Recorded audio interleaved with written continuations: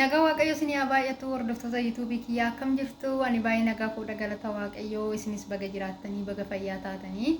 egaa har'a viidiyoo haaraadhaan walitti deebinee warreen mana koo faarawaa taatan subscribe like share gochuudhaan na waliin turaa warreen dura na wajjin turtan immoo share godhaa like godhaa namoota hedduu bira akka ga'u please subscribe naa godhaa isiniin jedha akka guyyaa har'aa viidiyoo haaraadhaan walitti deebinee viidiyoo guyyaa har'aa dhimma Ruutaa fi Abrishii Gasamoona YouTube kanarratti ga media kanarratti wanta walii gadi deemaa turu bu'aa ba'ii lola gammachuu jaalala jibba ga hundi keessanuu argaa turtanii yaa ta'u malee ga akkasis ta'ee keessayyuu mooyuu jireenyi yookaan immoo bultii Ruutaa fi Abrish walii gadi dhahamaa wal lolaa walii hiikaa walitti deebi'aa dhiifama wal gaafachaa ture inni har'aa mooyuu ga viidiyoo duratti gadhiifame agartanii inni har'aa mooyuu isa garaa nama nyaatu yookaan immoo isa baqa murtee dhumaati sababni isaa osoo boohanuu baqa osoo keessa waliilee waliin hubatiin boochaan gargar bahan jechuudha yeroo tokko bultiin qormaan itti baay'atu bultii dhaabataa ta'a jedhu yeroo tokko immoo akkuma dhaabataa ta'u sana faallaa san ta'ee bultiin qormaan itti heddummate bultiin qormaan itti baay'ate akkasumatti diigamaa jechuudha Sensa ni yaadattu Abrishii fi Ruutaan sargii biyya Dubaay irratti erga sargii taasifatanii gara biyyaatti deebi'anii baay'eeyyuu hin turre maatii irratti dhimma sargii keenya Ruutaan ulfa erga jettee booda dhimma sargii maatii keenya irratti sirreeffannedhaan erga walii galanii gaafa isaan viidiyoo hojjetanii Abrish buttaa jiraan deema jedhee buttaa jiraa gahee deebi'eedha dubbiin kun kan ka'e innis immoo yoo hin beektanii intala Natsii jedhamtu irraanii dubbiin kun kan ka'e akka dhuunfaa tokkootti akka nama tokkootti Natsiin dogongora qabdi jedhee yaada sababni isaa osoo dhuguma Abrish jaalattee namni gaa gara boyfriend fi girlfriend ta'ee sana booda erga adda bahee mooyuu ex friend ta'a malee deebi'ee immoo right friend ta'uu hin danda'u yookaan immoo ishee dhugaa sana ta'uu hin danda'u jechuudha sababni isaa Abrish fi Natsiin suurri isaanii hin jira viidiyoon isaanii hin jira jaalalaan wajjin turanii karaa waliin taane yookaan immoo hin taaniin adda bahanii jiru jechuudha garuu dogongorri dhiifama dogongorri Natsii gizee sana akka dhuunfaa kiyyaatti immoo yookaan immoo akka kiyyatti dogongorri Natsii sa'aatii kan hunda obsitee erga Ruutaan ulfa jettetti erga isaan waa meeqa ta'an erga maatiin bareetti erga immoo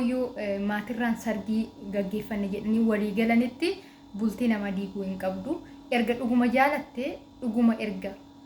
viidiyoo waliin hojjennaaf malee Ruutaan jaalanne jedhee Abrish ishee amansiisee haga kana hunda eessa turte haga kana hunda qormaanni darbee haga immoo Ruutaan deebitee daa'imni garaatti ta'u kana eessa turte dhuftee bultii nama akkamiin diiguu dandeessi kana gochuun Natsii dogongora guddaadha namni kamiyyuu wal jaalataa gargar ba'a itis okkee waan jiruudha fakkeenyaaf Abrish fiqiriin adda ba'ee fikir immoo pranki fakkeessite viidiyoo sana hojjette malee sana booda jireenya isaanii keessaa baatee jireenya mataa ishee eegaltee jirti jechuudha so Natsiinis isa kana gochuu hin qabdu Ruutaanis immoo namoonni tokko baasawee Ruutaa irratti warri faraddanii jirtu wanti tokko yoo dubbatame jireenya keessatti shaanxaa goottotattee deemuu bichaadha baqa wanti ishiin gootomtuu hin jiru wanni biraa wantoonni ettanii koomenteedhaan namni hedduun dubbatee hin jira no akkas osoo hin taane wanta akkasii murteessuudhaan dura bakka keejan wanti Ruutaa irra ga'e kun mana kiyya osoo seenee maal gochuun danda'a yookaan immoo maal gochuun qaba jettanii murteessuu dandeessu ani Ruutaan nan dinqisiifadhe Ruutaan baay'ee obsa qabeetti bultii ishiis ta'ee mistira yookaan immoo icciitii mana ishiis ta'ee icciitii jaarsa ishiis ta'ee neevar baasuu hin dandeessu yookaan baasuu hin jaalattu sababni isaa manni waan baay'ee qabatee deema manni lafa dhaabatee fi miti gaafa bultii qabatanii jireenya horatanii mana santu namarra ta'a jechuudha itti gaafatamummaa hedduu qabu itti gaafatamummaa hedduu dabarsite jechuudha Ruutaan so osoo nubatiin qubaan gubatiin akka jedhamu sana osoo waan tokko hin godhin yookaan immoo osoo waan tokko nubatiin murteessuun bareeda miti jedhee yaada sababni isaa anas osoo ta'e natti dhaga'ama ilmoo isaa garaatti baadhee namni tokko erga Dubaay deebi'eeyyuu abbaan mana keenya wajjin haasaa inni sin jaalatu dosi jaalate maatii irratti si diggisa malee achi sin geessu Kanaafuyyuu ani isa wajjiniin waan akkasiin qabee gaafa jireenya kiyya baxabbate kuni maal jedhee dhugaa goruun barbaada yaada jedheen dhiisu. እና ruutan immoo hubachuus turte hubachuus murteessite yookaan hubachuus yaalte turte garuu namni ruutadha hubate hin jiru jechuudha. San irratti yeroo jalqabaatiif daa'ima garaatti baatti san irratti qormaanni kun itti dhufe kan hunda dabarsuu dandeessee dabarsuun badaa ulfaata baazewee hundumti keessanuu hin beektanii tiriitii guddaa ishee barbaachisa malee akkasitti dhiphuun kun ishee hin barbaachisu deemuun ishee yeroo ofii kennuun ishee aananatti tolee jechuudha ruutaan. So warri akkasitti murteessitan mana kiyya osoo dhufee maal gochuu hin danda'a jettanii yaaduu yookaan immoo tilmaamuu hin dagatinaa jechuun barbaada asumaanii. Amma kaa ruutaan humna ishiitii ol ta'e gizee hunda aaxifichee liyoon ichilaal jedha malee Abrish aaxifichaa የሚል ቃል ተናግረው አያውቅም። dhugaa waaqayyo na balleessuun danda'a si beddeluun danda'a si miidhuun danda'a jedha malee si miidheera miira kee tuqeera onnee kee madeessee jira jedhee libbii yookaan immoo onnee irra dhiifama gaafatee hin beeku. Ruutaa isa sani kan madeesse. Uumamumaan nuti dubartoonni laphee haphii qabna. Wanta xiqqishuutu garaa nu balleessas wanta xiqqishuutu nu gammachiisas jechuudha. Kanaaf ruutaan kanarratti nama hubatuuf dhabdee sanirratti immoo badiisaa ergeen amanuu dadhabee badiisaa erga amanuu didee garaa kutattee jechuudha. Kaleessa kaa mana isii deemtee qulfii fudhattee meeshaa waan jiru gurratte har'a immoo karaa tasgabbiitiin ana onnee koo na fayyuu dadhabee akkuma kophaa koo filadhee murtee mataa kiyyaa murteessee jira. So atis immoo warra kee bira erga dhaquu barbaadde warra kee bira dhaqi anis murtee mataa kiyyaa murteeffadhee waan jiruuf ejjennoo kiyya san diiguu yookaan immoo ejjennoo kiyya san haquu hin danda'u nan jiraadha jetteen jechuudha. So Abrishii fi Ruutaan kanarratti walii galanii osoo bo'anuu jaalala darbe yookaan rakkoo darbe san yaadatanii osoo mimmaan isaanii xaragatamu adda bahanii jechuudha. So waan akkanaati ture waan akkanaa baay'ee garaa nama nyaatu jaalalli isaanii hedduu nama qannaasisaa namni hedduu itti naafu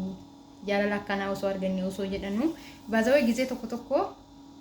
qormaan sitti dhufu si miidhas si fayyadas jechuudha. Dhugaa dubbachuudha. Hordoftoota koo baay'ee dhiifama addan kutee jechuudha viidiyoo. Kanaaf namni kamiyyuu sanas ta'e kana namni kamiyyuu osoo hubatiin osoo yaadin bultii namaa keessa seenuun dhorkaadha yookaan gaala namaa keessa seenuun hin danda'amu. Kanaaf ani dhugaa dubbachuudha fi Ruutaa fi Abrish jireenya hedduu dabarsanii bu'aa bahii hedduu dabarsanii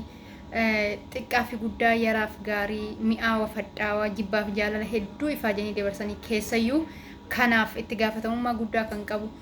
ejjennoo guddaa kan qabdu bultii keessatti Ruutaa akka taate hundi keessanuu ni beektanii. Abrish eessaa akka ture eessaa kaastee eessaa akka fiddee akkamitti akka jireenya kana ijaarte gaa dhugumaatti jabduu dubartiiti. Kanaaf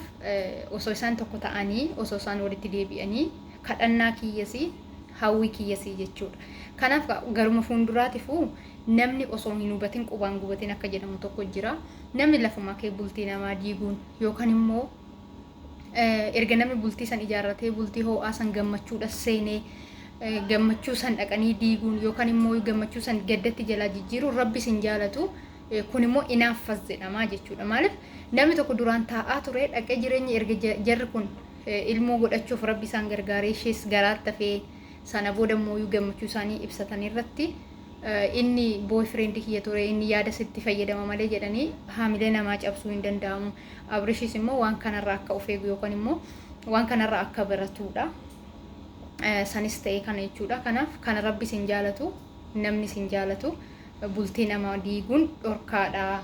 Bultii namaa hin diigna maali soo ta'e jireenya addunyaa gabaabduudha jireenya addunyaa mana kiraadha. Kuni dhaamsa kiyya jechuudha kabajamtoota jaalatamtoota koo. Kanaaf irra deddeebi'aan nan dubbadhu Abrishii fi Ruutaan tokko ta'anii jechuudha. Akka walitti deebi'an akka tokko ta'an abdii kiyyasii kadhannaa kiyyasii isinis immoo hundi keessaniyyuu waan laphee keessanii yaada laphee keessanii koomentii jalatti kaafii viidiyoon guyyaa har'aa kan dhimma Abrishii fi Ruutaa ilaalchisee kanan qabadde xiqqoo soo ta'e yaada mataa kiyyaa ibsadhee jira. Yaada kanarratti immoo akka kiyyatti namni ittiin walii galtan laayik naa godha sabskiraayib godha wal jajjabeessina wal malee homaa hin qabnu isiniin jedha Oromoo koo. kanaaf viidiyoo biraatiin immoo yoo walitti deebinaa ammasitti immoo nagaatti naa tura. Guddaa sin galateeffadha. Please subscribe naa godha. Viidiyoon yaa waan isinatti hin tolu biyya ormaa keessatti mana ormaa keessatti xiqqoo hin ulfaata. Kanuma kana viidiyoo gadafee hin gadhiisu viewuunis immoo hin hir'ata jechuudha. Yaa hundumti keessanuu chaalenjii YouTube ni beektu. Sababa kanaafuu jennaan please subscribe naa godha siniin jedha. Guddaa sin kabajaa, guddaa sin jaaladha. Viidiyoo biraatiin hanga walitti deebinutti nagaatti tura. Bye bye.